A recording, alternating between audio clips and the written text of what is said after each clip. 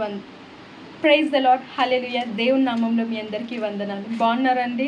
భయపడుతున్నారా? ఎటు వెళ్ళాలి, ఏం చేయాలి, ఏదైనా కొత్తది స్టార్ట్ చేయాలన్నా, లేదా ఏదైనా చూస్ చేసుకోవాలన్నా, ఏ మార్గంలో వెళ్ళాలి, ఎటు వెళ్తే బాగుంటుంది, ఎటు వెళ్తే బాగోదు, ఎటు వెళ్తే నష్టాన్ని చూస్తాను, ఒకవేళ నేను అనుకున్న మార్గం వెళ్తే దేవునికి దూరం అవుతానా, నష్టాన్ని చూస్తానా, తొలగిపోతానా, కుమిలిపోతానా, నేను బాధల్లో ఎండ్ అవుతానా, బాధలే నా లైఫ్ అయిపోతుందా అన్న భయంతో ఉన్నారా? బాధపడుతున్నారా? ఏం చేయాలో తోచని స్థితిలో ఉన్నారా?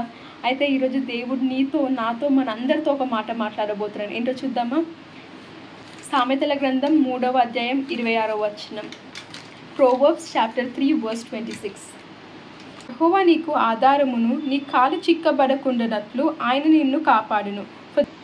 For the Lord will be your confidence and will keep your foot from being caught.